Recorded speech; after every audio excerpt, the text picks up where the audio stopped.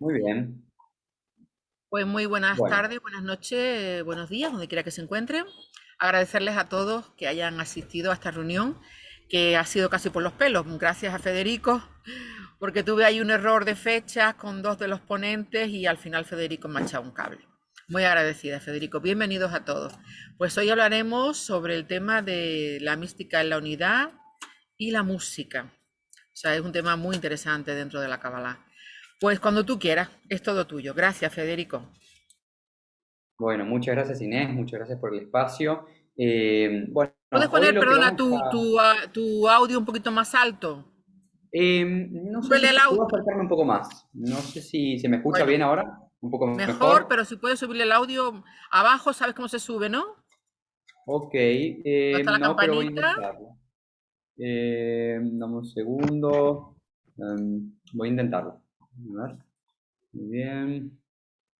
Ah, volumen de entrada. Debería ser. Ahí está. Ah, Sí.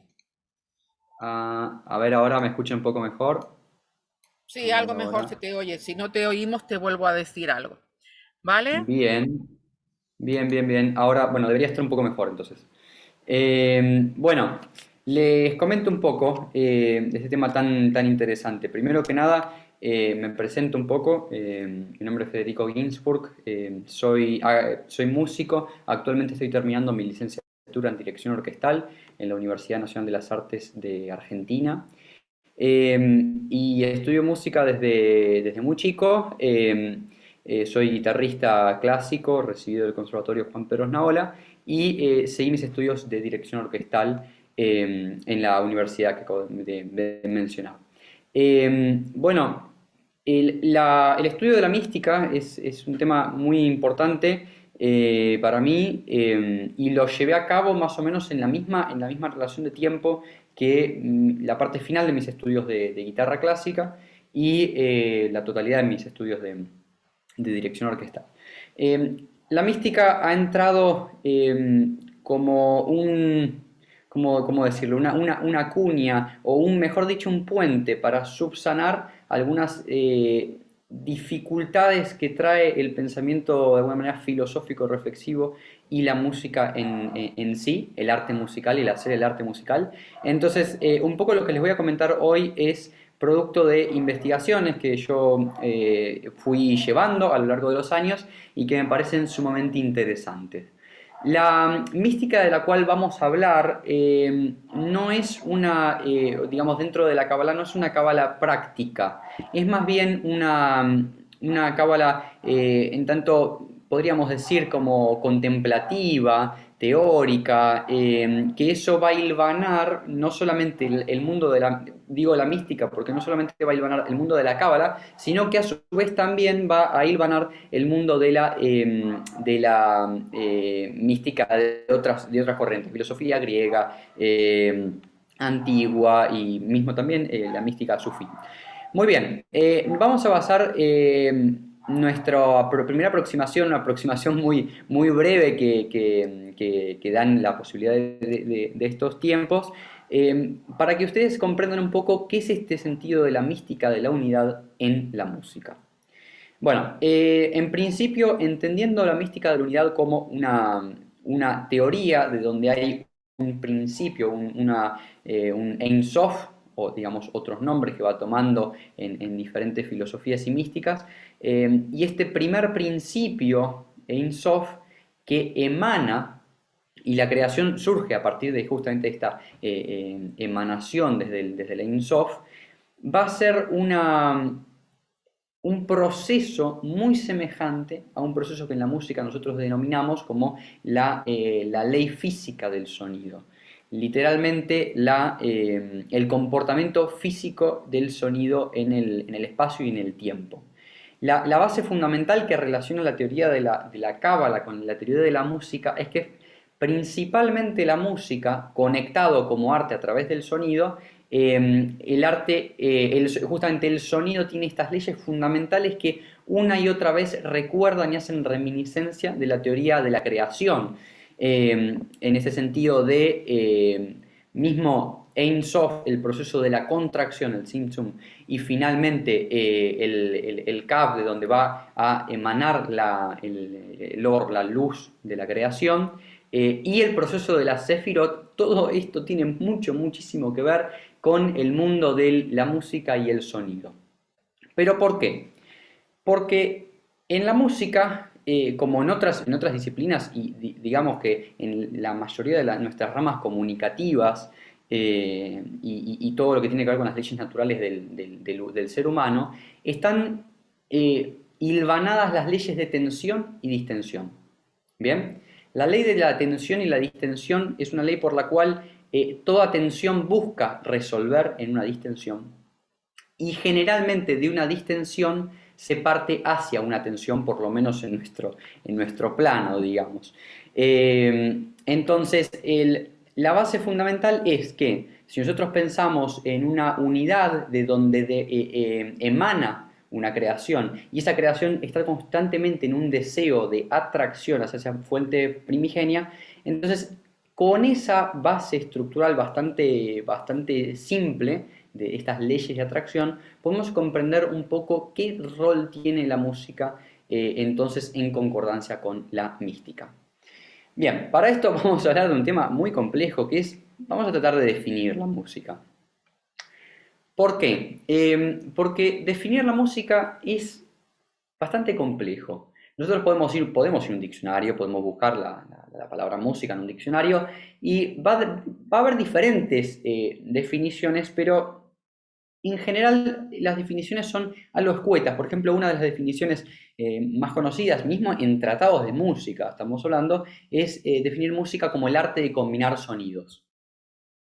Y aunque parezca, bueno, sincrética, pero realmente que pareciera que involucra todo lo que tiene que ver con la música, la realidad es que no es del todo claro. El arte de combinar sonidos sin ningún criterio no pareciera ser exactamente una definición que tenga que ver con un hacer musical, que ha sido como muy específico con el asunto de los criterios de ordenamiento. No por un criterio de ordenamiento específico de una época, sino porque siempre se está ordenando de una manera específica, siempre se compone de una manera específica. De hecho, la música es, sin lugar a dudas, y ha sido un sistema que ha servido de sostén para fundar teologías, cosmogonías y cosmologías. Literalmente, que esto vamos a ir viendo algunos de estos puntos. Entonces, música, el arte, básicamente, arte es una palabra que viene del latín artis, que significa la habilidad, suma habilidad para hacer algo. De esta definición de música nos vamos a quedar con una cosa fundamental, que es el sonido. ¿Por qué? Porque el sonido, como les contaba recién, tiene una forma de comportamiento muy particular en el espacio y el tiempo, y es la base fundamental. Piensen que si toda la música básicamente es un arte que reúne, que combina bajo diferentes criterios, y no cualquier sonido, sino sonidos particulares de alturas determinadas para la física, entonces todo lo que tenga que ver con el sonido en un sentido fundamental es base fundamental para entender qué es el arte musical y hacia dónde va. Entonces, vamos a viajar en el tiempo, vamos a viajar bastante en el tiempo, más o menos unos 2000, 2500 años. Vamos a recordar una figura que es un auténtico misterio, que es la figura de Pitágoras. Pitágoras, todos hemos escuchado Pitágoras en diferentes contextos, en contextos escolares que tienen que ver con la matemática, el famoso teorema. Y Pitágoras fue verdaderamente una figura muy misteriosa. Actualmente la academia está de acuerdo, digamos, en que existió. No se sabe cómo, no se sabe exactamente qué personalidad tenía y qué cosas corresponden a él y de su autoría y qué cosas no. Pero lo que nos interesa de ver de Pitágoras es que Pitágoras descubre de alguna manera y formula a lo que nosotros vamos a llamar en la música escala pitagórica, y que tiene que ver con que Pitágoras, como decía bien recién, descubre qué es lo que hay dentro del sonido. ¿Bien? ¿Qué es lo que hay dentro del sonido? Hay una leyenda muy interesante, que es que Pitágoras caminando supongo que era el sur de Italia en ese momento, en Crotona, él escucha el martilleo de una serie de, bueno, justamente de martillos en un taller de herrería, y escucha y justamente se pone a pensar por qué distintos tamaños de martillos generan distintos sonidos, sonidos distintos. Entonces, frente a esta teoría, de acá dimana una teoría que va a ser después la teoría de las cuerdas, que es la búsqueda de la proporción y el sonido. ¿Qué es esto? Se estudian una serie de cuerpos, básicamente sonoros, una cuerda, también como la flauta, por ejemplo, o los instrumentos de viento, un cuerpo que suena a la emisión de aire, y en estos cuerpos se estudian proporciones a través de las cuales cómo el sonido, como un sonido guarda internamente otros sonidos. Yo sé que esto puede ser muy complejo, es complejo, toda esta teoría es compleja, pero es muy interesante. ¿Por qué? Porque lo que Pitágoras descubre, y de hecho de ahí saca uno de sus principios teológicos más interesantes, que lo tenemos guardado en uno de los libros, Los Versos de Oro, saca un concepto muy interesante, que es que a partir de dividir por mitades y de dividir por ejemplo, una cuerda en diferentes partes, conseguimos notas musicales, alturas de sonidos, que van a estar todas integradas en una unidad, la unidad de la cuerda. Y esto literalmente demuestra un procedimiento por el cual Pitágoras llega a decir que a través de dividiendo estas cuerdas, que llega a comprender cómo es la estructura del sonido, se supone que viene una frase de él que dice: el principio es la mitad de todo. Esta frase enigmática, al principio, la mitad de todo, la pueden rastrear ustedes en los Versos de Oro, escritos por Hieracles en el siglo V después de Cristo, o sea, bastantes siglos después que Pitágoras. Pero este principio es la mitad de todo significa que en la música, o por lo menos desde la teoría de las cuerdas, la creación que toma forma a partir justamente de ¿cómo decir esto? Digamos, la aparición de una serie de fenómenos que tienen que ver con el espacio y el tiempo dentro del sonido, trata sobre este principio. Ahora lo voy a explicar de una manera mucho más simple, más relajada, con respecto a cómo funciona esto. Lo que Pitágoras descubre entonces es que yo acá atrás mío tengo un teclado, un piano eléctrico, el cual básicamente, solamente para ejemplo, voy a tocar una nota, una sola nota, acá. Cuando nosotros tocamos esta nota, nosotros podríamos creer que cuando escuchamos un sonido, estamos escuchando solamente un sonido. Lo que Pitágoras justamente descubre es que el sonido tiene dentro, como si dijéramos, otros sonidos. ¿Qué es esto? Es lo siguiente. Cuando hay un fenómeno sonoro en el espacio y en el tiempo, este fenómeno sonoro, cuando se expande dentro de sí, trae consigo como su propia familia. Literalmente, hay un sonido que trae dentro su propia familia. Y esta propia familia dentro de un sonido tiene proporciones específicas. Es como si dijéramos, aparece un cierto sonido y luego de ese cierto sonido nos presenta a sus hijos, a sus nietos, y así sucesivamente en generaciones. Literalmente, el sonido, mientras vive en el espacio y en el tiempo, y nosotros lo podemos registrar y escuchar, tiene como una curvatura, y antes de que se extinga, en la resonancia va a mostrarnos a toda su familia, toda su constelación de alguna manera. Esta constelación tiene proporciones específicas que Pitágoras razona y establece luego una escala pitagórica con estos sonidos que encuentra. La cuestión es muy interesante porque acá hay un valor fundamental. Cuando nosotros escuchamos un sonido primigenio.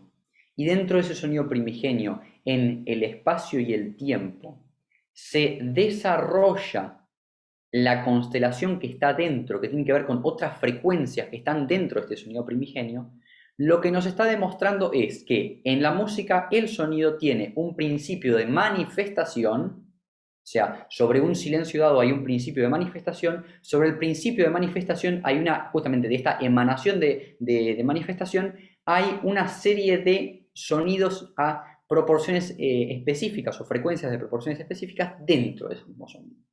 Si nosotros de todo esto que puede ser un moño de entender y todo esto, vamos un poquito para atrás y recordamos la teoría de la creación de la Cábala, podemos comprender tranquilamente la relación entre ambos. En un silencio dado, vamos a suponer esto, vamos a hablar del vacío. Luego del Simpson que se genera el vacío, básicamente nosotros podemos parangonarlo con el silencio. Entonces, en ese silencio se deposita la creación, el rayo. El rayo es el sonido. El rayo, nosotros no vamos a explicar la teoría del rompimiento de las vasijas, ¿no? Que la encontramos en el Zohar, no vamos a pasar por ese lado, vamos a pasar directamente a la creación como la conocemos a través del sistema de la Sefirot. Entonces podemos decir lo siguiente, que cuando el sonido se expande por ese espacio, va generando a su paso una serie de sefirot. Hay un árbol sefirótico que se genera. Y esto es análogo a pensar lo siguiente. Ustedes por ahí seguramente recuerden que muchos cabalistas a la hora de explicar el árbol de la sefirot nos dicen, bueno, que este árbol solamente son estas 10 sefirá y listo, y ya se acabó. Bueno, no, hay 10 sefirá, pero dentro de cada sefirá hay otro árbol. Y adentro de otro árbol hay otro árbol. Y así sucesivamente. Hay teorías que dicen que es infinito y hay otras teorías que dicen que es casi infinito. Entonces, con el sonido pasa algo semejante. Un sonido se expande en el espacio y en el tiempo y hasta que desaparece, crea esta serie, esta consecución de árboles de Sefirot. ¿Sí? Entonces, para demostrar un poquito esto, ahora sí voy a compartir pantalla para que vean una imagen que va a ser la primera que vamos a utilizar para ordenar un poquito esta idea, porque sé que es compleja. Aparte, pensar que literalmente esto sucede en el tiempo y en el espacio es muy complejo, pero literalmente esto vive es un momento, los instantes que dura el sonido, dependiendo del lugar acústicamente y la reverberación. Bien, entonces les voy a mostrar esta imagen. Vamos a ver esta imagen. Muy bien. Ustedes, bueno, espero que estén viendo mi pantalla. Y acá les muestro esta imagen para que vean lo siguiente. Lo que yo les estoy contando ahora es el comportamiento del sonido en el espacio y en el tiempo. Bien, entonces el comportamiento del sonido en el espacio y el tiempo tiene físicamente se le llama de una manera, se llama serie de armónicos a estas frecuencias y sonidos que surgen a partir de un sonido primigenio, frecuencias, vibraciones que hay dentro de un sonido primigenio, y esto lo voy a explicar a través de este cuadro complejo que hice, pero que ahora vamos a ir viendo juntos. Sobre la base de un sonido dado, que podríamos denominar Keter 1, ese Keter 1 se va a expandir y a medida que se expande la luz de ese Keter 1, en vez de tener un árbol completo, llegamos a la duplicación del mismo. Eso es como si se generan dos árboles de alguna manera, bien al principio. Tenemos Keter 1 y la duplicación de esa frecuencia de sonido, que va a ser 1 más 1, 2, nos va a dar un Keter 2. A partir de aquí nosotros sabemos que si duplicamos 2, 4, 8, 16, vamos a tener otra Sefirá Keter. Vamos a tener Keter 1, Keter 2, Keter 4 y Keter 8. A medida que avanza Keter en esta emanación del sonido, nos viene presentando el resto de su familia, que van apareciendo otras sefirá. Por ejemplo, si nosotros vamos de 2 a 4, sabemos que hay un número intermedio, que es el tercero, y esta tercera nota, esta tercera frecuencia que aparece en el camino de Keter, nosotros lo podemos llamar Jochma, que en la música va a ser la quinta. Esto, tómenlo así, con tranquilidad, son contenidos complejos, pero lo que sí quiero que se lleven es que hay una proporción. Todo esto sucede con proporciones. Todo el tiempo es proporcionado. Y toda esta proporción que genera un primer árbol con Keter y Keter, un segundo árbol donde el 2 de Keter y el 4 de Keter encuentran en su tercer lugar, una Jochma, y el tercer árbol donde ya tenemos que entre el 4 y el 8 hay otra serie de números que lo que básicamente van a generar es otra serie de sefirot adentro de esto. Esto es muy complejo porque después ya se genera, para básicamente este como cuarto árbol, se genera ya muchas más sefirot y después va a continuarse este proceso literalmente desde la física. Y para básicamente hacer una mini demostración de esto, les voy a mostrar en el piano eléctrico cómo se escucha por lo menos la primera parte de esta serie de armónicos. Esta serie de armónicos, recuerden que la serie de armónicos es el paso progresivo del sonido por el espacio y el tiempo, mostrando dentro de sí las frecuencias. Entonces, si este sonido se escucha, espero que se escuche bien. Muy bien, si este sonido se escucha, nosotros sabemos que acá hay un sonido, pero ahora ya sabemos por toda esta teoría que hay otras cosas dentro del sonido. Esas otras cosas dentro del sonido están proporcionadas y están en este momento recorriendo el espacio en el tiempo. Entonces, la escala esta o la serie esta de sonidos dentro suena de esta manera. Primero hay uno, después está este Keter 2, después está Jochma 3 y sigue así.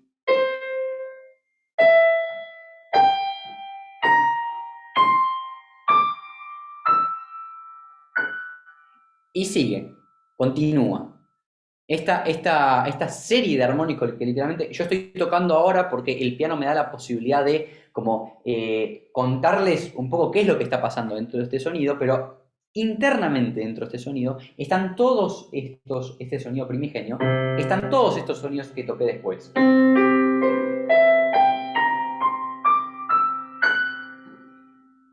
¿Qué pasa? Otra de las teorías importantes con respecto al árbol de la Sefirot es básicamente lo siguiente. Ustedes saben que mientras más alta es la Sefirá, más porcentaje, digamos, como de pureza de luz tiene. Hay menos filtración. Ustedes saben que si vamos a decir entre Keter y Geburah, por ejemplo, Keter va a tener un nivel de luz más alto, va a haber menos filtración que la que recibe Geburah. Esta filtración, de alguna manera, podríamos utilizar una palabra que nos viene muy bien, porque va a tener como doble significado, que va a ser la de armonía. Si nosotros quisiéramos juntar Geburah con Keter, no se unirían, o sea, para que la luz que hay dentro de la vasija de Geburah esté a la altura de la de Keter, tiene que, de alguna manera, purificarse para volver a tener el nivel de pureza que tiene Keter. ¿Bien? Entonces, si nosotros juntáramos Keter y Geburah, habría tensión, se separarían, se repelarían. Y este repelarse en la música también funciona así, y esto es también lo importante por lo cual les cuento esto. Porque la doctrina o digamos, el sentido de la unidad mística en la música radica ya en un sentido de génesis en el mismo sonido. Si yo les cuento que un sonido en la naturaleza es en realidad complejo, porque dentro de un mismo sonido hay una serie de eventos, frecuencias, vibraciones que aparecen con este sonido primigenio, entonces, todas estas frecuencias están unificadas, están unidas como digamos, fragmentación, pero vienen de un principio único, entonces ustedes ya pueden adivinar qué es lo que pasa cuando, por ejemplo, quiero juntar Keter con Geburah o Keter con alguna otra sefirá que esté todavía más abajo. Malhut puede ser, o otro árbol entre sí. Entonces, vamos a escuchar ahora qué pasa si, por ejemplo, yo toco Keter y toco otra Keter encima. No pasa mucho, casi que se registra lo mismo. ¿Por qué? Porque en la música le llamamos a esto octava, es la duplicación de la misma frecuencia y suena igual. Yo puedo tocar otro Keter más y no pareciera haber más tensión, más que sí saber que, como el sonido es vibración y la vibración es tensión sobre el espacio y el tiempo, porque es tensión sobre el silencio, entonces hay una tensión, es cierto, pero no hay una tensión interna del sonido tan fuerte como, por ejemplo, si yo combinara dos sonidos que están lejos, entre, por ejemplo, un Keter y un Malhut.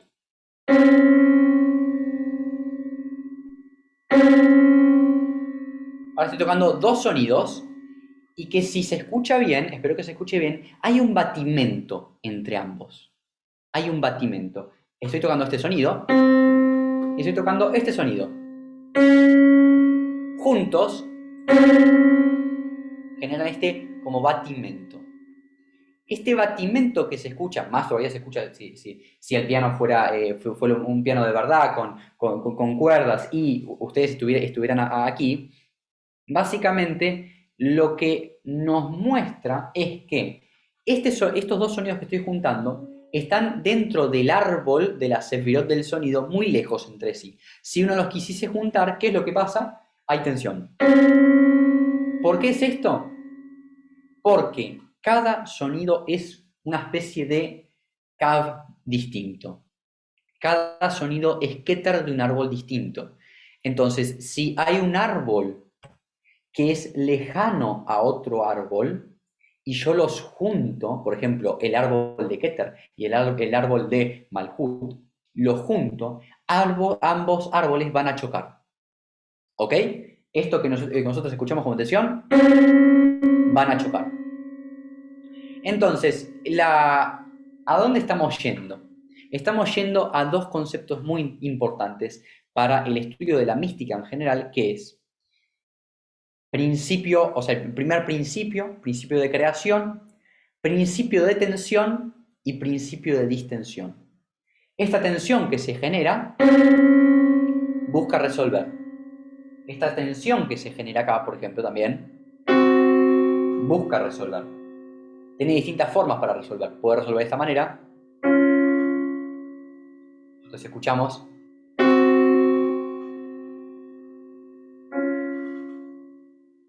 La resolución de las tensiones en la música lo que demuestra es que la música en ese, vamos a volver a esa definición muy vaga, arte de combinar sonidos, lo que nos va demostrando es que la combinación de sonidos tiene proporciones y tiene una dirección, que son las direcciones tensionales, que buscan resolverse. ¿Qué pasa cuando una tensión se resuelve? Vuelve la unidad. ¿Por qué? Pensemos en lo siguiente, la manifestación en la mística es el principio por el cual a través de justamente este Kav que expulsa, sale desde el Ein Sof, sale desde este infinito, este Kav, una vez que genera la creación, es una tensión la creación, es una tensión que está hilvanado, esta tensión con deseo, y el deseo es todo el tiempo volver. Con el sonido pasa lo mismo. Históricamente, de hecho, en la historia de la evolución de la música, se ha trabajado sobre la tensión y la distensión, este querer volver a una fuente de diferentes maneras, y de hecho hay diferentes teorías, hay diferentes, básicamente pasan diferentes tiempos, cómo se hilvana un desarrollo discursivo musical para generar este camino desde la distensión a la tensión y de la tensión a la distensión. ¿Ok? Entonces, esta es la base fundamental para entender el sonido. Con el sonido vamos a entender la música. Y entonces ahora yo les voy a decir a todos ustedes, voy a dejar de compartir pantalla, que ya no nos hace falta.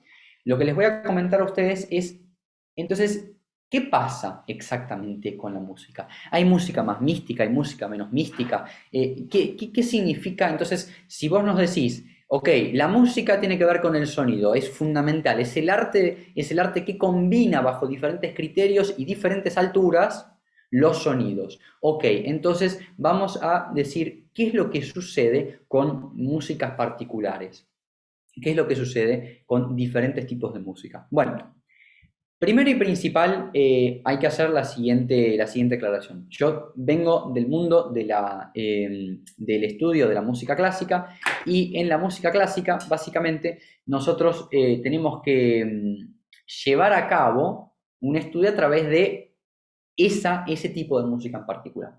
Por ende, no toda, no, yo lo que en general trato en esta serie de conferencias o mismo en clases que armo es hablar y circunscribirnos a la música académica, que es muy, muy, muy, muy grande históricamente y que nos puede explicar muy bien algunos de estos fenómenos.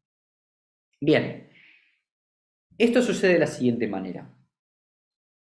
Históricamente, la relación de la tensión y la distensión fue estudiada de diferentes formas. La tensión y la distensión fue tan estudiada de diferentes formas que se llegaron a desarrollar técnicas para hilvanar esta tensión y distensión. ¿Por qué? Porque en realidad la música es un lenguaje y es un lenguaje realmente muy semejante a nuestro lenguaje verbal, solo que lo que comunica, la información que comunica, es una información que radica en otro nivel que no es la comunicación que nosotros podemos recibir a través de la comunicación verbal, digamos. ¿De qué información estamos hablando? Bueno, eh, el sonido tiene un impacto psicoacústico. Este impacto psicoacústico significa que cuando nosotros decodificamos el sonido, nuestro cerebro a través del oído decodifica el sonido, una vez que lo decodifica, comprende de una manera psicológica, psicoemocional, la información desde sonido. Por ende, podemos comprender la tensión y la distensión y podemos comprender el discurso que se hilvana entre ambos. Y en la música funciona literalmente de la misma manera que en un discurso hablado en algunos puntos. Por ejemplo, la tensión se puede generar a través de repetición. Porque si yo les repito algo, y les repito algo, y les repito algo, y hago énfasis en repetir ese asunto, estoy generando tensión. Tensión que busca resolver. La tensión que busca resolver busca su unidad, porque la tensión surge de un proceso de emanación desde un punto tal que cuando se genera ese punto de mayor tensión, luego en la distensión se vuelve a ese punto de no tensión. El discurso es un gran camino de búsqueda de la tensión y de la distensión. ¿Por qué? Hay una necesidad inherente a esto. A mí me gusta poner siempre un ejemplo que no es mío, es importante que lo sepa, no es mío, es un ejemplo que puso un director de orquesta importantísimo para la historia de la, eh, de la música en relación con la mística. Actualmente estoy llevando a cabo un proyecto de investigación un poquito y estoy subiendo una serie de materiales que conectan las teorías de este director de orquesta con la mística en un canal de Telegram. Lo que justamente les quiero contar de este hombre es que habló de una teoría muy interesante que este hombre que se llamó Sergiu Celibidache comentó algo, realmente un ejemplo apabullante acerca de las ideas y el discurso. Suponete, por ejemplo, vamos a tomar el caso de a vos, Inés. Yo te llamo por teléfono, Inés, y te quiero contar algo. Aquello que te quiero contar que ha sucedido, que no sé, que he ido a una tienda y he comprado flores rosas, he comprado rosas. Entonces yo te quiero contar eso. Previamente a que yo te lo cuente, yo ya sé exactamente qué es lo que te quiero contar. La idea de lo que te quiero contar está cerrada en sí misma. Yo no tengo que agregar cosas. Yo ya sé exactamente qué te quiero contar, por eso te voy a llamar a contártelo. Cuando te lo cuento, te voy a ir desarrollando esa idea. Mira, hoy a la tarde fui a la tienda y todo ese desarrollo que sucede en el tiempo tiene un proceso de tensión. O sea, te voy a contar algo. Ajá, y vos querés saber qué es. Bueno, entonces en ese proceso resuelvo esa primera tensión empezando a contar lo que es. Pero si yo cortara en el medio, vos vas a exigir, no, pero termíname de contar qué es. Entonces vamos a seguir hablando y la tensión va a ser mantener el discurso. El discurso va a ser una línea que no puede ser interrumpida tan fácilmente porque la atención va todo el tiempo como atracción a mantener digamos, eslabones del discurso unido. Entonces, una vez que yo te termino de contar qué pasó, vos decodificaste el discurso y recibiste la idea. La idea, entonces, es un concepto atemporal. ¿Por qué? Porque está toda unida en sí misma en el tiempo. Está toda unida.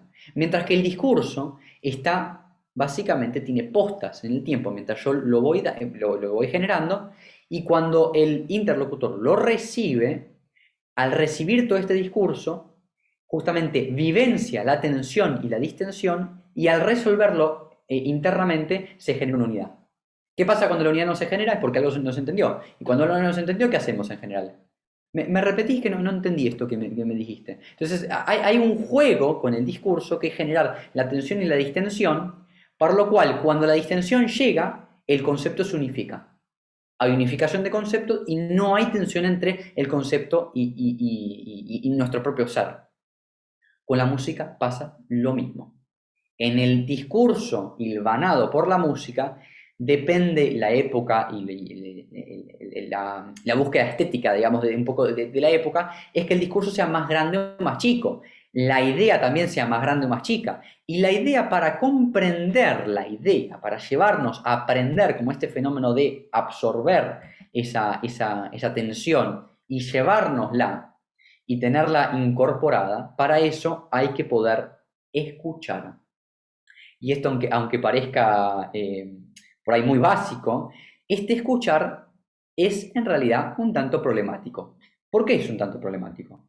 Naturalmente, no estamos hablando ya de gente que tiene dificultades, por ejemplo, la sordera o algo específicamente patológico que literalmente inhabilita el poder escuchar. Pero nosotros, para escuchar y comprender, tenemos que tener un nivel de atención determinado. Y tenemos que saber también cómo escuchar. ¿Por qué? Porque, y acá ya me meto un poco, hablamos de Pitágoras, hablamos estamos hablando también un poco de música, en general música clásica, también hablamos de este compositor, de este director de orquesta, Sergio Chilviaque, pero ahora vamos más ahora a nuestro mundo actual. Nuestro mundo actual, con el bombardeo de las redes sociales, con las series, con el manejo de la información, actualmente todo es breve y resumido. Como es breve y resumido, la obtención de la información es más rápido. Pero es información más básica, porque información más compleja va a necesitar un proceso más complejo. Es lo mismo como si yo quisiese explicar todo esto en 15 segundos de una historia de Instagram, por ejemplo. No se puede. Es imposible. Entonces, o si lo hiciera porque pusiera con un conversor de video la velocidad mucho más alta, aún encontraríamos que no tendríamos la dificultad de que no podríamos entenderlo. Entonces, la idea, mientras más compleja sea, el discurso quizás más largo tiene que ser, más complejo también tiene que ser. Por ahí no es tan largo, pero sí es más complejo. Y la complejidad que trae aparejado esta idea que necesita un soporte tecnológico, digamos, cada vez más acorde a eso, hace que también requiera un nivel de atención muy grande. Y acá está el problema. Actualmente, y hace tiempo ya, que la educación general, el tipo de música que consumimos, no por buena o mala, no significa que algo sea bueno o malo.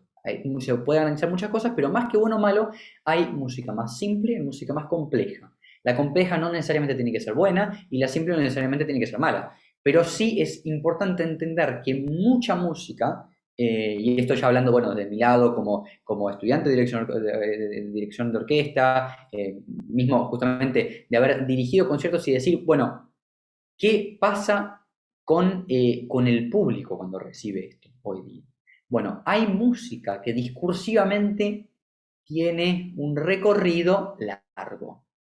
El recorrido largo significa que aplaza la resolución de la tensión y por ende, para comprenderlo, uno tiene que estar más pendiente de toda la vuelta que da para finalmente llegar a ese punto de clímax tensional y finalmente resolverlo.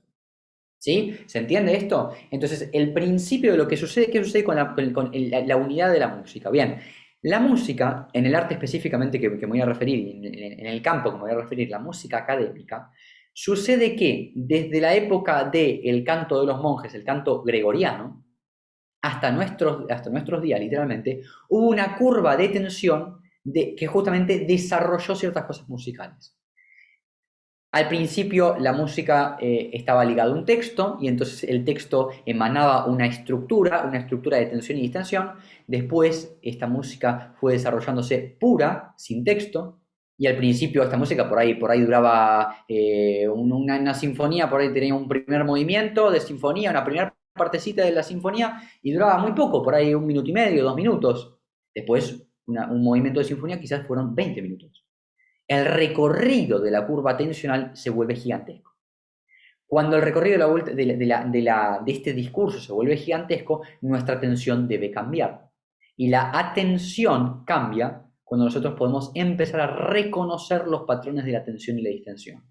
Así como recién tocaba, algo muy sencillo, porque todos van a escuchar muchísima más tensión acá que acá. Esto pareciera no tener ninguna tensión. Y esto, mucha. Bueno, literalmente a nivel físico es así, y nosotros registramos con objetividad física eso así. Luego el impacto psicoemocional es otra cosa, es otro asunto un poco más complejo. Ahora bien, entonces, ¿qué nos pasa hoy día? Hoy día no tenemos el suficiente entrenamiento para comprender la música, para poder comprender el discurso musical cuando el discurso musical es muy largo y complejo. Bien, entonces, la unidad en la música sucede cuando, sin importar qué tipo de música, podemos comprender el recorrido, pero no comprender en un sentido racional. Ok, sí, entendí que acá y acá pasó esto y lo otro. La razón puede pintar el fenómeno, pero el fenómeno es experiencial. Es en ese sentido mistérico. Y quizás algunos de ustedes conocen que son las religiones mistéricas, antiguas religiones que buscaban la experienciación mística, pero bajo estatutos muy complejos. En la historia de la mística hebraica, el paso más mistérico de la historia fue, sin lugar a dudas, digamos, la doctrina de la Merkabah, los Gejalot, los palacios celestiales, y estas sectas, digamos, estos grupos hebreos que buscaban la experienciación en orden de escala de la divinidad a través de los palacios, las Gejalot. Bueno, realmente es una cosa muy interesante a nivel histórico del mundo de la mística hebrea, porque ha sucedido entre los siglos 3 y 6, si mal no recuerdo, después de Cristo. Muy interesante qué ha sucedido y de qué manera. Bueno, la experienciación que busca esto de transitar en la música necesita lo mismo. Yo les puedo explicar, ustedes pueden comprender racionalmente, pero ustedes lo que necesitan para comprender un discurso cada vez más grande es generar una atención sobre la curva tensional de la música. Para poder acompañar, como dice el director argentino Daniel Barenboim, acompañar desde la primera nota hasta la última de una obra, acompañar ese recorrido. La dificultad que trae esto es que hay autores del pasado, podemos citar nombres específicos, Beethoven particularmente, a partir de Beethoven en adelante, que la historia de la música fue creando discursos cada vez más complejos, y más complejos, y más complejos, gigantescos, más complejos a nivel histórico-cultural, porque esto es muy interesante, pero la historia de la música clásica comenzó arraigada a la música popular. A la música popular. De la música popular extrae, por ejemplo, músicas de danza y compuso después música pura con esas formas que vienen de lo popular. Pero después se empezó a alejar, se empezó a volver más intelectual, pero no intelectual en el sentido de que es para la razón. Hay músicas igualmente que se han compuesto más para la razón, pero sino más bien para una comprensión muchísimo más cuidada, minuciosa y cada vez más pulida y refinada. En un aspecto, en un lado positivo y en otro lado negativo, porque a medida que la experiencia musical crecía, casi como un monstruo, digamos, se volvía gigantesco, quizás la idea a la que se arribaba emocionalmente o sentimentalmente era más grande. Sin embargo, cada vez menos gente tenía la preparación adecuada para poder captar todo ese mundo gigantesco y poder comprender la unidad. Entonces nosotros podemos decir, en la música lo que sucede es que, así como decimos, la información que transmitimos verbalmente puede ser en un sentido literal, en este aspecto de decir, bueno, por ejemplo, yo te digo, si estuviésemos cerca, te digo, Inés, tengo hambre, ¿podrías ir a comprar unas manzanas, por ejemplo? Yo te puedo decir eso, pero yo por más que toque el teclado, todo lo que quiera, no hay manera que te transmita que me compras una manzana, no, no hay manera, no hay manera. Entonces, ¿qué sucede? La información que uno transmite y el otro transmite es distinta. La información también tiene un nivel de complejidad. Ese nivel de complejidad tiene muchos diferentes, como progresivamente, como niveles de dificultad y complejidad. Porque hay partes donde la música es muy clara, por ejemplo, cuando quiere, como a nivel como de casi de onomatopeya, replicar el cantar de un pájaro, lo va a poder hacer espectacular, una flauta. Pero después, cuando ya queremos tratar temas más complejos, como por ejemplo, Mahler en su octava sinfonía, si bien es una sinfonía que tiene coro y tiene texto, por ende el texto nos guía un poco, pero quiere expresar en palabras la unidad mística, literalmente dedica esa obra a la unidad mística a través del Fausto de Goethe. Entonces, el esfuerzo que hace para que la estructura discursiva musical se aguante el peso de esa idea y a su vez la creatividad, la bellísima creatividad humana de poder lograrlo hasta cierto punto, hace que nosotros para comprenderlo ya no es un mensaje tan simple, la información es muy compleja y la información, y como juega con la atención de una manera gigantesca, ustedes piensen que la atención se mantiene en una curva terriblemente larga, de casi como música casi pura, porque está el coro, pero también hay mucha música pura. Entonces, tenemos este tema de que tenemos que comprender hacia dónde va el discurso, hacia dónde va la música.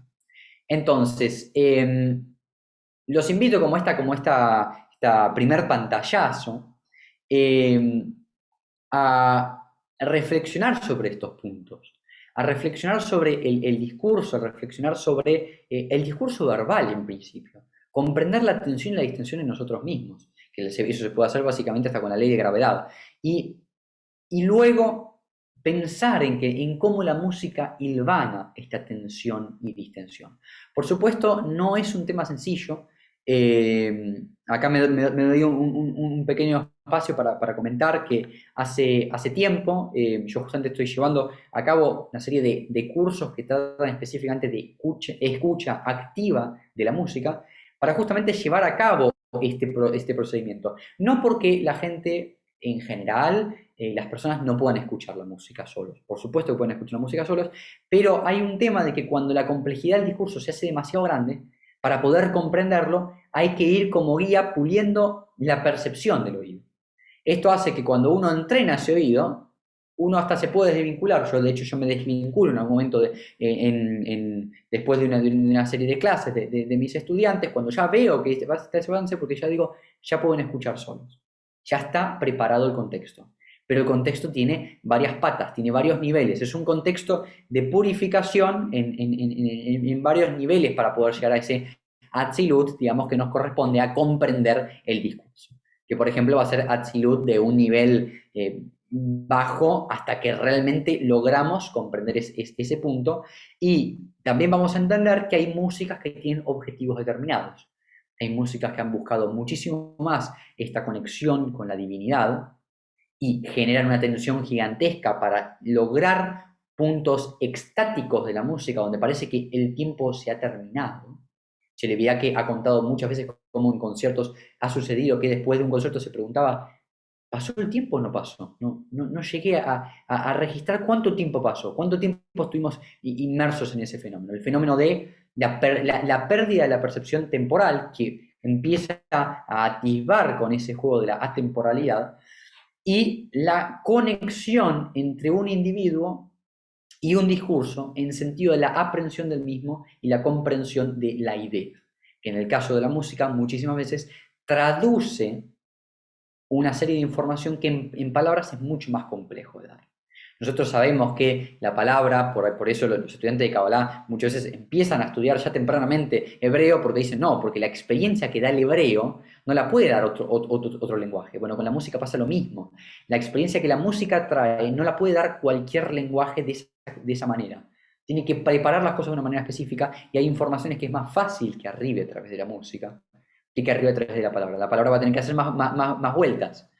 Hay información que está determinada en cada ámbito. Entonces, para ir cerrando esta exposición, es realmente muy interesante comprender entonces cómo funciona la unidad en la música, qué tiene que ver la música, el sonido y estas bases, estas reglas fundamentales, y luego entender por qué es que hay una cierta música que me resulta más difícil, o por qué, bueno, no, pero yo, por ejemplo, en música clásica no puedo realmente conmensurar todo lo que es una sinfonía, o me gusta esta primera parte, pero esto ya no. Y sepan que cuando, a través de, por ejemplo, del gusto, son las primeras puertas. Me gusta o no, puertas que después pueden cambiar, porque el gusto muchas veces cambia cuando refinamos nuestros procesos de cómo comprender. Entonces, pero me gusta o no, piense que es como a un nivel de Yetzirah, digamos, en realidad casi menor, en ese punto donde en este camino mistérico, en el sentido de revelar el misterio de la idea, este camino uno está en este primer punto tratando de comprender, y lo que llega a comprender es que hay algo que le simpatiza. Ok, es el principio. Ahora uno puede ir más lejos y empezar a comprender qué hay dentro de esa estructura. Luego de que comprende la estructura, comprende la totalidad de la estructura con diferentes partes, entonces empieza a arribar, a tocar la idea. Cuando comprende la idea, se traduce esto en la experiencia mística de lo inefable. Ese concepto que ya no es expresado en palabras, sino que puede ser descrito en parte, pero la experiencia se realizó. Así que bueno, con esto un panorama muy general, un tema muy complejo, realmente muy, muy, muy complejo, pero muy interesante. Desarrolle para todos ustedes realmente algo que creo que es realmente muy interesante, porque no siempre se lleva un estudio serio con respecto a la música y la mística, o la música y ciertas cosas espirituales, y dentro de mis estudios académicos puedo decir con bastante certeza qué es sólido, desde donde armar una búsqueda, una experienciación, ya sea místico o de otra estirpe, o también muchas estirpes contemplativas, hasta otros asuntos que requieren una seriedad y una solidez, que hacen que ustedes, cuando realmente lo pueden estudiar como corresponde, y sobre todo más que estudiar, es incorporar, a despertar ese sentido, despertar esa conciencia, esa escucha activa, puedan tomar ese discurso que está ahí expectante. Bueno, eso es todo. Podemos abrir la parte de las preguntas y te dejo a ti. Federico, muchísimas gracias, de verdad. O sea, estoy fascinada con tu exposición. Me ha parecido muy, muy interesante. Y una vez más, Ganzule Toba. No teníamos clase lunera y mira por dónde viniste tú. Maravilloso, de verdad. Me ha parecido fascinante tu explicación y nunca la había oído así. Parece increíble, de verdad que sí. Empezamos con las preguntas. Sí, por favor. A ver, tenemos aquí que dice, Nieves dice, ¿se podría decir que puede que haya un teclado cósmico? Wow, qué pregunta. Es una pregunta excelente. De verdad que es excelente, porque realmente, piensen en lo siguiente. Yo les puedo comentar cómo funciona la física del sonido, pero literalmente el sonido funcionó como orden cosmológico. O sea, literalmente se pensó el cosmos. Piensen que cosmos es una palabra de origen griego que tiene que ver con el ordenamiento. Y si yo les digo que el sonido tiene una base estructural en el ordenamiento, porque básicamente el sonido tiene una ley que se comporta de la misma manera, esté donde esté en este espacio, en este universo, digamos. Obviamente no son las mismas leyes afuera del planeta que adentro del planeta o adentro del agua, pero sí en el comportamiento en la Tierra, digamos, hay un comportamiento igual, no importa en qué esquina, digamos, del planeta. Y sí hay una idea de, justamente como ordenamiento, hay una idea de cosmos, una idea que también se puede traducir como constelación, y que ha servido, por ejemplo, a los pitagóricos para desarrollar una teoría por la cual se sostiene la teología pitagórica, que después eso va a emanar justamente en la filosofía griega de Platón, y está allí. Literalmente hay un punto más interesante que también te quería comentar, porque es realmente un tema apasionante, y es que, bueno, por ejemplo, el pensador bueno, de origen armenio y en conexión con el Islam, Gurdjieff, transitó la idea de justamente una octava cósmica. La octava, la octava, la serie de sonidos que describen dónde está situado el hombre en relación a otros niveles, tanto de conciencia como niveles de manifestación. Entonces, se podría decir que hay en determinadas teorías una base fundamental en el aspecto del sonido. El sonido moldea todo en esas teorías. Y también se podría decir que hay en el sonido una naturaleza simétrica que corresponde con esta idea como fractalicia del mundo de que encontramos la misma forma, el mismo símbolo uno atrás del otro. Voy a cerrar esto con un concepto que es, hay una frase que algunos atribuyen a Beethoven, otros atribuyen a diferentes autores, que dice, la música es arquitectura de sonidos y la arquitectura música de piedras. La frase es compleja. Tiene que ver también con un periodo histórico muy importante que es el clasicismo, que en el siglo XVIII el clasicismo se desarrolla, en el caso de la música, con las conexiones que establecen la búsqueda del mundo clásico griego, por ejemplo, de la simetría y la proporción.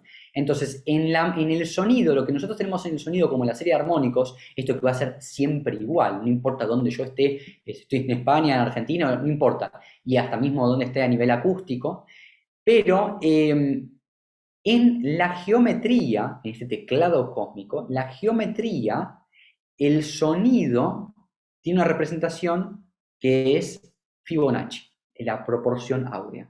La proporción áurea literalmente. Y de hecho están relacionados. Les recomiendo ver un videito de Jaime Altozano muy interesante donde dice por qué los caracoles suenan como suenan.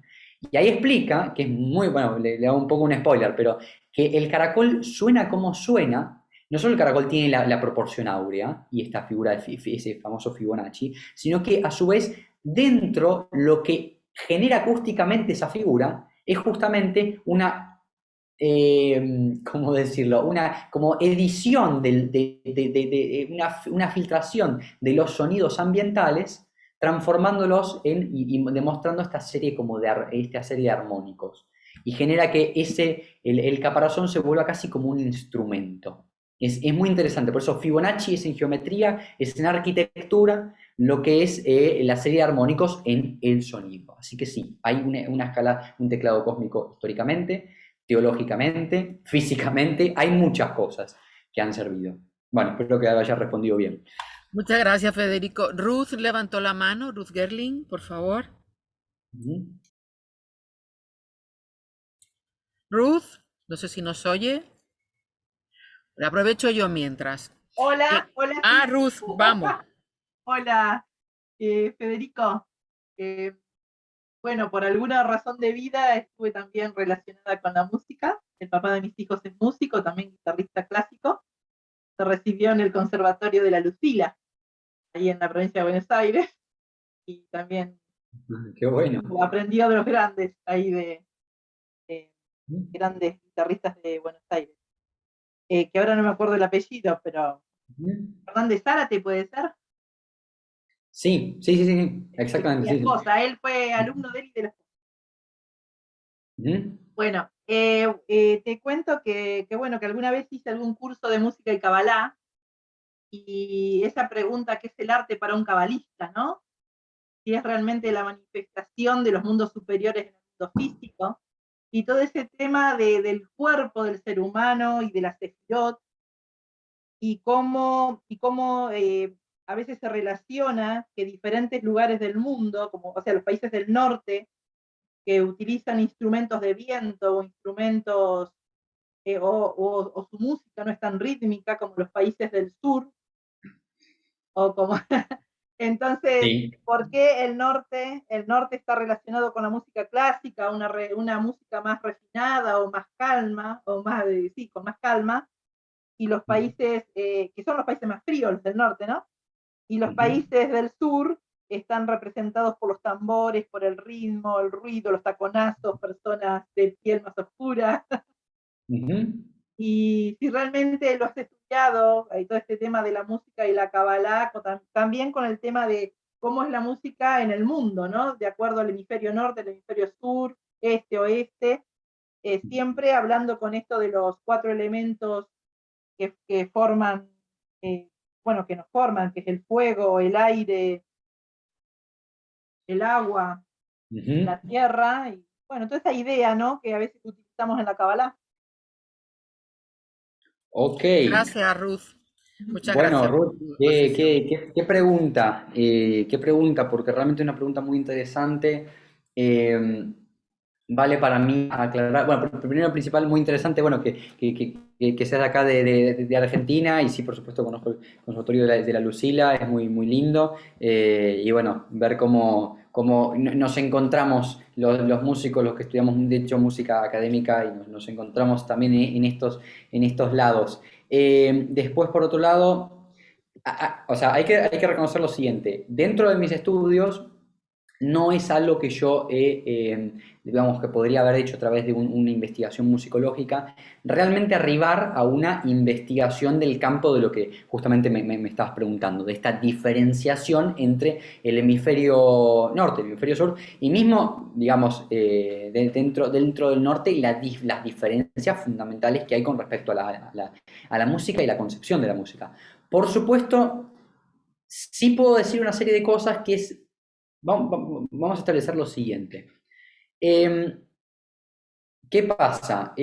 La música, obviamente nosotros cuando hablamos de música clásica, académica, hablamos de música particularmente del centro de Europa, la parte más occidental de Europa, y hay un desarrollo en ese histórico, en este lugar en específico, porque pasan diferentes cosas al mismo tiempo. Yo por ahí no te puedo responder, porque aparte me parece muy importante con seriedad decir, bueno, mira, esto sí te puedo responder porque sí tengo un conocimiento de esto.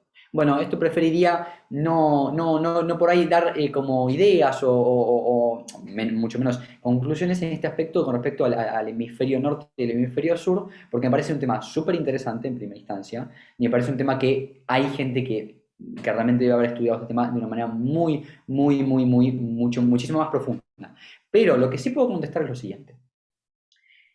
La música, y esto es algo que yo hago un poco en estos cursos que les conté, de escucha activa, que hace poco estuvimos finalizando el primer curso con gente de aquí, de Argentina y de España, y lo que yo les comento básicamente es que en esta tensión y distensión, o en esta experienciación musical, hay niveles. El discurso tiene niveles.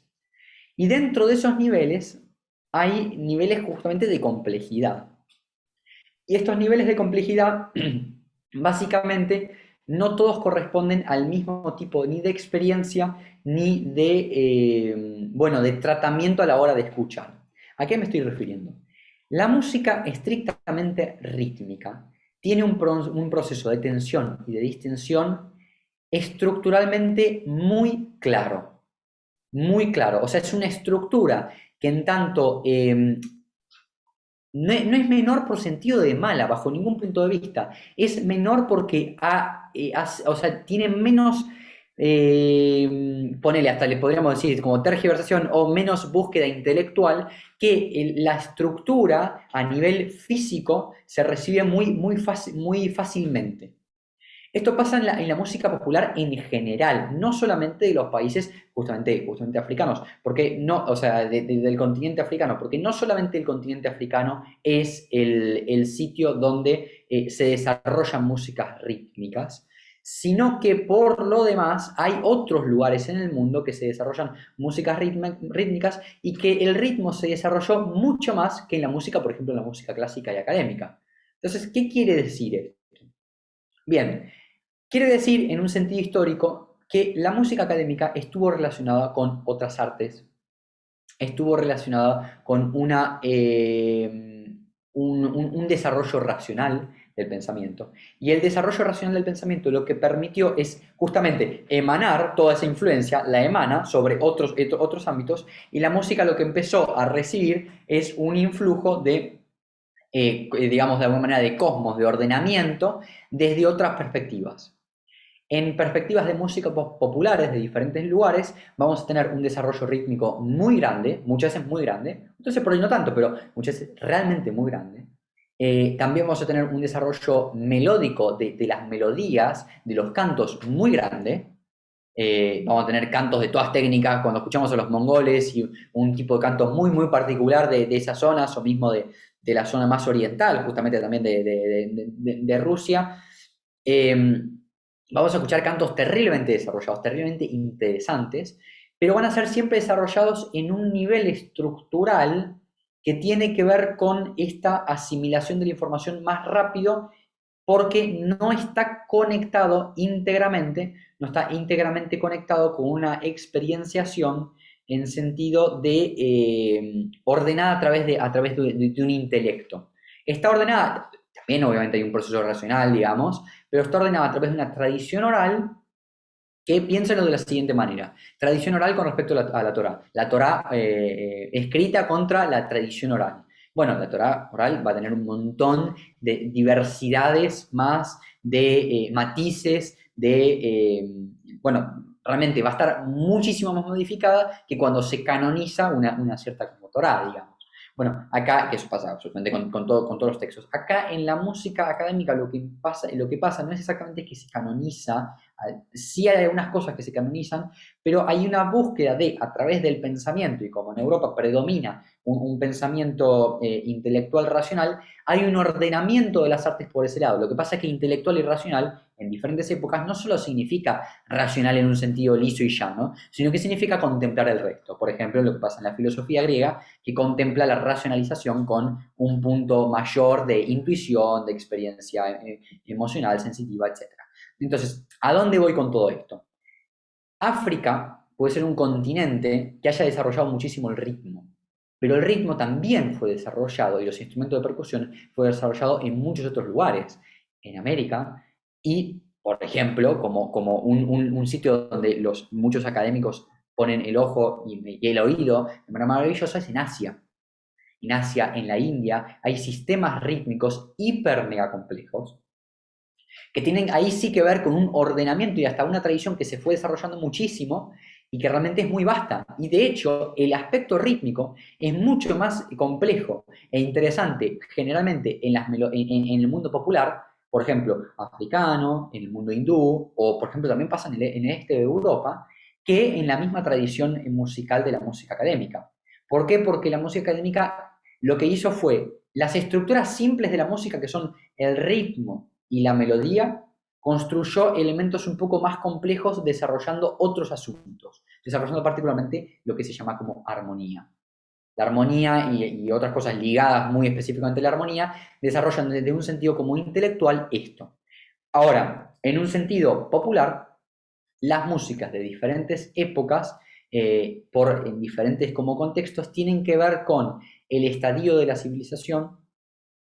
Vos pensás que Grecia, aún así, cuando la música tenía un carácter rítmico muy, muy, muy importante, pero también melódico, Grecia, con su forma y su cosmovisión de ordenar el pensamiento, en ese sentido, en Grecia se ordenan también los sonidos, se ordenan las escalas y se genera algo que nosotros los músicos conocemos bastante bien, que son los modos, pero no los modos griegos que ahora estudiamos, que no son exactamente los antiguos, sino un ordenamiento que hasta literalmente servía a la medicina, servía a diferentes áreas donde la música literalmente hasta se buscaba para sanar. Entonces, el ordenamiento musical hace que el desarrollo se geste de una manera más profunda, y cuanto más se geste ese desarrollo, la música más va a ir para un sentido que para otro.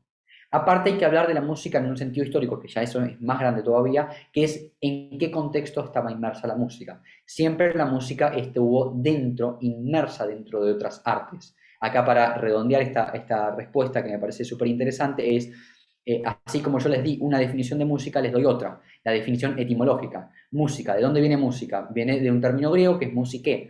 ¿Qué es musiqué? Musiqué son dos palabras, una que corresponde a tecné, que es técnica, que es la forma griega de llamar al arte, o sea, bueno, un arte, y el otro viene de musa, de musas, las musas, esas famosas 10 divinidades, hijas de Zeus y el dios de la memoria. En este sentido, música, en su sentido más literal del término, significa lo relativo a las musas. Y nosotros sabemos que si estudiamos las musas, hay 10 musas y que hay muchas que son dedicadas a artes que ya no existen como tales, digamos, no se ejercen en realidad, no se ejercen como tales. Tienen que ver con los himnos, con ciertas cosas como más litúrgicas, otras con las tragedias, pero hay una musa de la música, valga la redundancia de alguna manera, ¿no? De los sonidos. Entonces, ¿a dónde voy con todo este panorama? La música, desde etimológicamente, estuvo relacionada con otras artes. Hay que entender entonces la música en contexto. Las músicas populares de diferentes zonas tienden a desarrollar en ese contexto, en un contexto litúrgico o en un contexto, bueno, de celebración que no específicamente por ahí tenga que ser como litúrgico ritualístico, una serie de asociaciones que, sumado a las estructuras más simples, que no por eso quieren decir que son ni peores ni nada por el estilo, sino más simples de comprender a través del oído. El oído no tiene que hacer grandes procedimientos de atención para captar esto. Es que en diferentes zonas, no solamente de África, sino también de América y también de Asia y de la parte más oriental de Europa, el ritmo ha tenido un lugar de predominancia muy fuerte, un desarrollo muy fuerte. Europa, a medida que desarrolla su pensamiento en el sentido intelectual, desarrolla también el pensamiento musical. Y por eso es que en Europa sucede algo particular, que es la independencia de la música como arte separada del resto, mientras en otros casos la música, como la entendemos nosotros en un sentido europeo, no es tan así. No significa ni que sea bueno ni malo. ¿Sí? Entonces, bueno, intenté responder tu pregunta desde un punto que sí, que sí he estudiado, que está como más cerca de mi mundo, que más de un fenómeno musicológico que es súper interesante lo que preguntaste, realmente súper interesante, que tiene que ver con este punto de la conexión o diferencias que hayan hasta a nivel climático, bueno, geográfico con respecto a la música de un continente u otro y en determinadas zonas más frías que en otras más calientes. Súper interesante la pregunta, espero haber respondido como por ahí. Muy Gracias, bien. Federico. ¿Alguien más quiere preguntar? Marga, Sony, Nieves. Pues te voy a preguntar yo, Federico. Siguiendo todo esto que tú nos has explicado, ¿cómo se traduce las palabras del Génesis? En el principio Dios dijo, hágase la luz y la luz se hizo. Ese sonido, Bueno, bueno, ahí hay algo muy interesante, Inés, que es que específicamente, exactamente en la teología que se extrae de la Biblia, del Tanaj, se extrae una idea donde el sonido es primigenio a la creación en sí, de alguna manera. Entonces, por supuesto, el texto juega con este problema que tenemos nosotros de la temporalidad. Entonces nos cuenta un suceso y otro después, y no hay simultáneo. Entonces, es una idea muy interesante, pero yo creo que la mejor manera de traducir este fenómeno en música es decir, bueno, un poco parecido a los pitagóricos, y quién sabe, porque Pitágoras realmente en sus viajes estuvo en Oriente y tuvo contacto supuestamente tuvo contacto con algunas comunidades hebreas, además, bueno, de muchísimas otras. Quizás ha extraído, además de sus investigaciones, de algunas cosas que haya escuchado por estos lares, que tienen que ver con este sentido de que, claro, en la creación de Bereshit, del Génesis, hay un contexto en el cual es hágase la luz, el sonido primero que la luz, y el sonido sin intermediario, expresado a través de la divinidad, genera un hecho concreto. Y ahí sí hay un punto que Gurdjieff, de hecho yo creo que toman parte desde aquí, que habla de arte objetivo, esta como objetividad de transmisión de un mensaje que se transmite puro, donde nosotros podríamos decir algo semejante en decir, bueno, la música no tiene por intermediario, el sonido no tiene por intermediario la razón. Cuando hay tensión en la música, nosotros detectamos la tensión en la música. Como decía recién con el aspecto rítmico o el melódico, detectamos eso inmediatamente.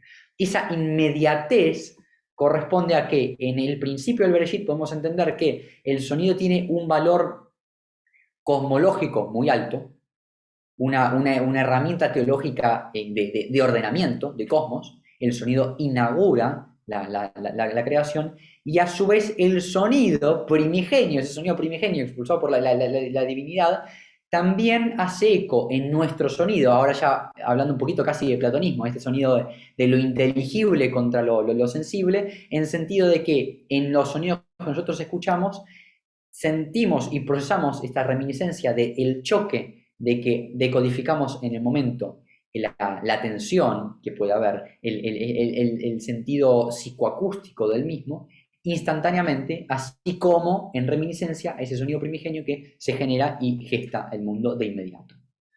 Bueno, espero haber respondido una pregunta muy, muy interesante y que abre un panorama con respecto a la teología muy interesante, que lamentablemente creo que no estuvo tan desarrollado en la historia de la cábala, de la mística hebrea mismo, de la religión, a pesar de que sí está, porque el canto está, las cantilaciones están, el templo tiene un canto, entonces algo está, pero no se desarrolló tanto como en el pitagorismo, mismo en el cristianismo algunas partes se ha desarrollado muchísimo por ese lado.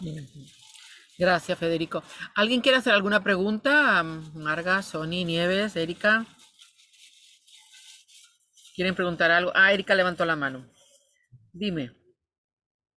Ah, espera, que Marga nos dice, canto en coral desde poco antes de la pandemia, aunque en meses largos nos unimos y ensayamos online.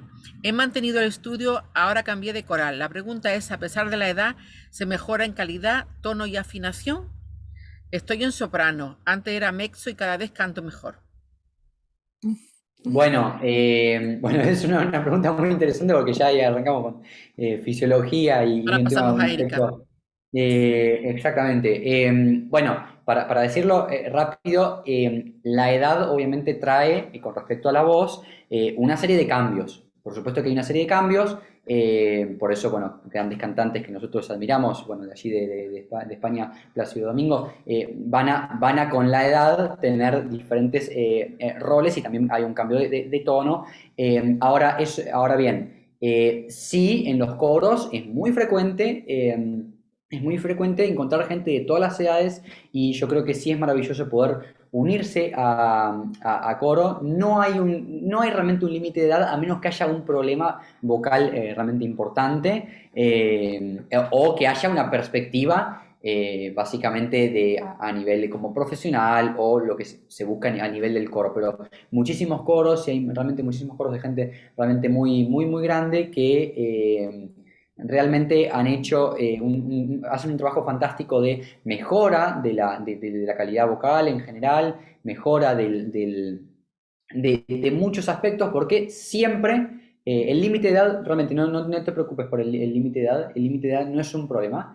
Y al mejorar, realmente vas a llevarte una experiencia cada vez mejor. Entonces, todo lo contrario, te digo, te incentivo a que continúes, porque aparte el coro tiene algo que es espectacular, que es la experiencia de la armonía. El coro justamente se cantan diferentes voces, en un sentido no solamente voces humanas, sino de voces de diferentes melodías, y esas diferentes melodías que están ahí confluyendo forman la armonía y yo creo que para gente de cualquier edad, pero sobre todo para gente grande, es muy importante y muy interesante generar una educación del oído a través de la experiencia coral, una educación mismo de la voz, y realmente creo que es maravilloso que puedas estar inmersa en la experiencia de lo que es un coro también. Eso para todos. Una pregunta muy, muy interesante, no tanto relacionado con esto otro que veníamos, pero realmente muy interesante y que tiene que ver con la experiencia y la experiencia de adentro de la música. Creo que sí, está muy bueno. Así que bueno, espero que te haya servido. Ruth, cuando quieras. Hola, ¿me escuchan? Sí, te escuchamos perfectamente. Ah, no, y bueno, Federico, no, que yo siempre para los nombres me olvido un montón. Y el profesor de Edgar había sido Jorge Martínez Zárate y la esposa. Y entonces había dicho, en vez de Martínez Zárate, había dicho Fernández Zárate. Ah, sí, te escuché, pero te escuché el Zárate y el Zárate lo reconocí inmediato. Claro, enseguida, ¿no? Exactamente. Vale, Bueno, vale. muchísimas gracias. Y después, bueno, Sí. sé que por ahí tuviste algún desperfecto técnico, pero va a quedar grabada la Sí, respuesta y creo sí. que Súper, Sí, súper porque se interesante. cortó internet, se me cortó internet y bueno, y tuve que coger el móvil y justo acá tengo el usuario Erika que lo hago para meterme, para que no me reconozcan como Ruth. Así que Muy bueno. Gracias, bien. Ruth. Muchas Pues gracias, Federico, me encantó, me encantó. Me encantó todo, ¿eh? ¿alguien más quiere preguntar algo, alguna cosa? Nadie, pues yo voy a seguir porque tengo varias preguntas. Eh, Dale, dale. Federico, ¿qué es lo de la música de las estrellas? La música de las esferas. Uf, la música de las esferas. Es un tema bastante largo y complejo porque ha sido desarrollado, o sea, la música de las esferas es un concepto que tiene que ver con la historia pitagórica y los conceptos pitagóricos. Tenés que pensar que en la tradición europea muchas antiguas escuelas son como ríos que van río abajo, descendiendo y se van filtrando por distintos lados. El pitagorismo, bueno, yo también en mi canal de Telegram he hablado mucho del orfismo también, con la figura de Orfeo, mitológica de Orfeo y la religión del orfismo, que es muy, muy interesante, fue enraizando en diferentes caminos y estos diferentes caminos llegan a ser desarrollados después por gente posterior. La música de las esferas entonces corresponde a dos conceptos. Uno es la música como, vamos a hacerlo análogo a la música inteligible, que también se habla de esto, pero ya en el marco del neoplatonismo. Sin embargo, hay un concepto de pitagorismo. Significa de alguna manera algo semejante a lo que a lo que había preguntado, no me acuerdo si Nieves fue, que habló del teclado cósmico. Sí, Nieves. Lo interesante es que en la teoría de la música de las esferas, pensando en ese sentido como una música más allá de la música terrenal, es una música divina como de comunicación como en sectores divinos, de alguna manera, en otras realidades. Dependiendo del contexto teológico y la teoría del autor de la cual hable, porque de la música de las esferas se habló bastante tiempo, bastante en posterior, podemos calcular que y yo creo que la idea tuvo, y hasta el Renacimiento y más allá, yo no tengo tantas fuentes más allá del Renacimiento, pero estuvo ahí. De hecho, tienes que pensar, Inés, lo siguiente. Eh, durante el medioevo se estudió la música como un arte liberal. Esto de las artes liberales es un tópico muy, muy, muy interesante que se separaron en la historia de los estudios, los primeros estudios como universitarios, digamos, los estudios liberales, que tienen que ver con la liberación en un sentido redentor del humano, se integraban en dos grupos las artes que venían justamente a liberar al hombre, en un sentido literal y espiritual. En estos campos tenés que pensar que mirá cuánto eco tiene este tema de la música en un sentido neoplatónico inteligible, o también hasta ininteligible, y una música de las esferas en un sentido antiguo pitagórico y neopitagórico, que cuando se reagrupan las artes liberales, las liberales son tomadas de las antiguas musas eran 10, las artes liberales son 7. Se sacan un par que ya caen en desuso histórico, es bastante lógico, caen en desuso histórico, y se cambian algunas otras también, porque no es exactamente lo mismo. Las artes liberales se separan en dos grupos, que es trivium y quadrivium, las 3 vías y las 4 vías. Las 3 vías van a estar supeditadas a todo lo que tiene que ver con el discurso verbal, la retórica, la oratoria y la gramática, mientras que en el quadrivium, mira lo que se integra. Se integra la música, se integra la astronomía, o bueno, muchas veces obviamente la astronomía en esa época está muy conectada con una idea de astrología, obviamente, y se integra la matemática o la aritmética y la geometría. Entonces, ¿qué es lo que sucede? La música se considera una ciencia, y la música, al considerarse una ciencia, que esto en realidad pasó en distintos puntos de la historia, está también conectada con el estudio también de las estrellas, que en un momento vos dijiste la música de las estrellas, el tópico es la música de las esferas, pero las esferas corresponden también al asunto planetario.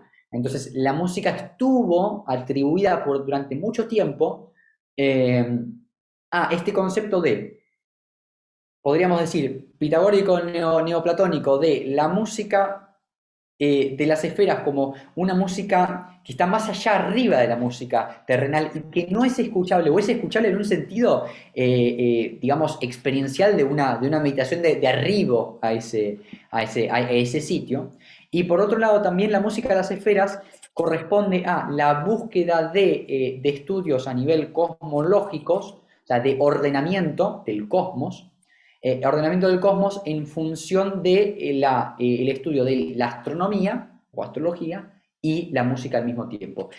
Esto todo dimana de Pitágoras, porque las proporciones pitagóricas es las cuales van a ser, y de hecho hay una serie de libros, justo estaba pensando que por ahí hacía referencia a este libro, hay un libro que se llama Alquimia y Mística de la editorial Taschen, esta editorial, si mal no recuerdo, austríaca, bellísima.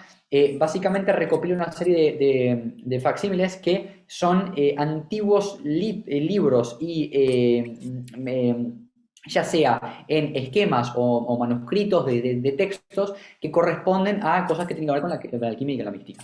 Dedicado hay un capítulo a la música de las esferas y hay varios, de hecho ahora que recuerdo, hay esquemas desde no sé, hasta el 1700, 1800 en ese libro que tocan ambos asuntos, con ambas teorías. Explicar la cosmología a través de un sistema teológico de la cosmología, a través del sonido, entonces la música de las esferas es la teoría del ordenamiento de esto, y explicar también esta música como la música que está más allá.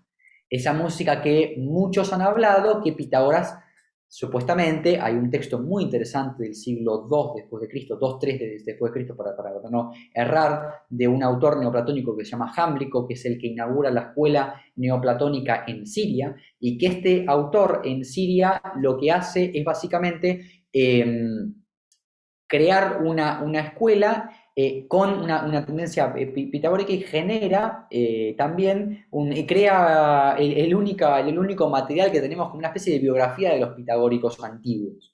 Esa biografía de los pitagóricos antiguos habla mucho de cómo Pitágoras utilizaba la música tocando creo que una lira, y cómo infundía ciertas cosas era porque tocaba esa también como reminiscencia de esa música inteligible. O sea, por un lado es ordenamiento del cosmos, por otro lado técnica para arribar a tales asuntos, que ya tienen que lado con el aspecto teúrgico de la música, y bueno, y otros, y hay como otros puntos a nivel histórico. Es muy interesante este asunto. Creo que estás desconectada del audio. Ahí está, sí, ahí Lo vas está. escuchando. Me encantó, Federico. Acá, ahí sí, Inés. No, mira, sigue desconectado el audio. No sé por qué el audio de Inés. ¿Desconectó? No, Ahí Estabas no, está. no, hablando. estoy Ah, conectada. vale. Nada, quería terminar ya porque es ya la hora. Agradecer a Federico esta magnífica conferencia, de verdad, porque ha sido muy interesante. Hay muchas cosas que yo desconocía, me ha parecido realmente fascinante el hecho de que haya esas relaciones, ¿no?, entre la música, la Kabbalah y todo. Me ha parecido realmente fascinante. Federico, muchas gracias, de verdad, muchísimas gracias. Y bueno, sabemos que tú das curso y todo eso, ¿no?